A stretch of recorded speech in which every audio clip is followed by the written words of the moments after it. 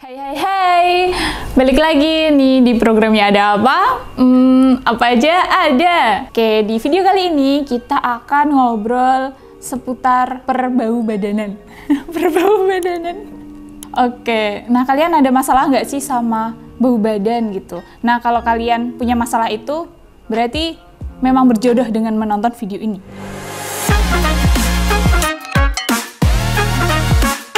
Nah, sebelum aku ngasih tahu beberapa tips untuk mencegah bau badan yang tidak sedap, kita harus cari tahu dulu penyebabnya kenapa kok kita bisa mengalami bau badan. Nah, keringat dan bau badan itu bisa terjadi saat kita melakukan aktivitas fisik atau saat udaranya lagi panas gitu, atau saat merasa gugup atau stres, biasanya kan tiba-tiba keringetan gitu kan. Nah, lalu bagaimana sih keringat dan bau badan ini bisa timbul gitu ya, bisa terbentuk? Nah, oke, dengerin ya, aku bacain.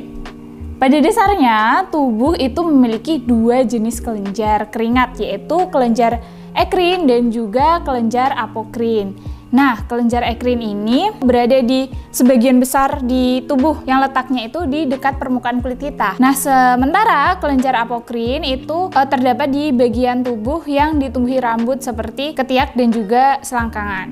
Nah, ketika suhu tubuh kita itu meningkat, kelenjar ekrin itu akan mengeluarkan cairan ke permukaan kulit atau yang biasa kita sebut dengan keringat gitu. Nah, keringat ini itu terdiri dari air dan juga garam. Nah, sebenarnya keringat ini tuh nggak bau, dan terjadi bau itu karena keringat bereaksi dengan bakteri. Nah, karena adanya reaksi tersebut jadi menimbulkan bau gitu, karena di badan kita ada bakterinya. Nah, itu sebabnya kenapa kalau kita berkeringat itu kita suka bau. Itu karena ada bakteri-bakteri yang bereaksi dengan keringat kita. Nah, oke, langsung aja ke tips untuk menghilangkan atau mengatasi permasalahan bau badan. Kita ke tips yang pertama, yaitu jaga kebersihan dengan mandi. Nah, siapa nih kalian yang males mandi? Ya minimal mandi itu sehari sekali gitu. Kalau mungkin melakukan aktivitas di luar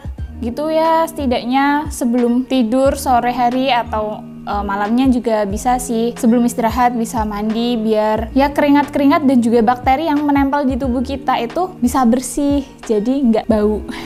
Terus yang kedua, rutin ganti baju dan juga cuci baju. Nah, ini penting banget sih, kayak rutin ganti baju mungkin udah sering kita lakukan. Biasanya kalau pulang dari aktivitas dari luar, kita langsung bersih-bersih, beres-beres, ganti baju. Tapi sering nggak sih kalian kayak bajunya itu ditumpuk-tumpuk aja di keranjang baju kotor gitu selama berhari-hari. Nah, itu juga bakal menimbulkan bau yang kurang sedap gitu, karena itu kan baju kotor yang udah kecampur sama debu, kotoran, keringat kita juga. Nah, itu sebaiknya kalau kalian setelah melakukan aktivitas berat yang sekiranya keringatnya itu banyak, terus bajunya itu bau, mending langsung dicuci aja deh. Jangan memelihara bakteri di situ. Nah, terus tips yang ketiga yaitu perhatikan apa yang kalian makan. Nah, ini juga penting karena dari dalam kan, soalnya biasanya bau badan itu juga bisa jadi karena hormonal atau karena aktivitas juga yang kita lakukan. Dan ini juga salah satu faktor dari dalam tubuh kita yang menyebabkan kita bau badan. Nah, yaitu kita harus memperhatikan apa aja sih yang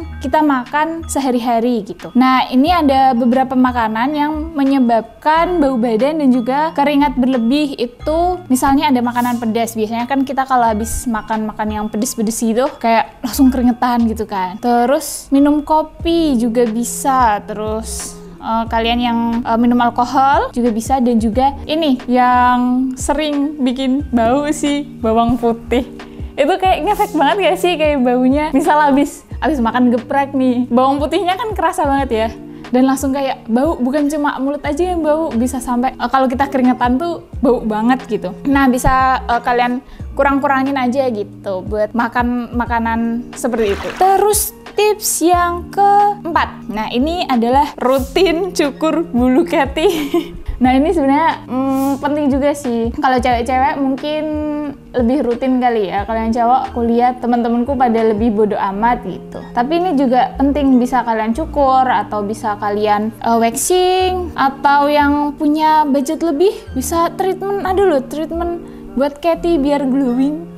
Sekalian biar bulu-bulunya itu nggak numbuh-numbuh lagi. Nah, bisa kalian coba. Nah, ini itu ada sebuah studi yang mengatakan bahwa mencukur rambut di ketiak itu dapat membantu mengurangi bau tidak sedap. Nah, hal ini karena kulit yang dicukur itu lebih mudah untuk dibersihkan jika dibandingkan dengan kulit yang berambut. Jadi, mari kita sering bersih-bersih badan.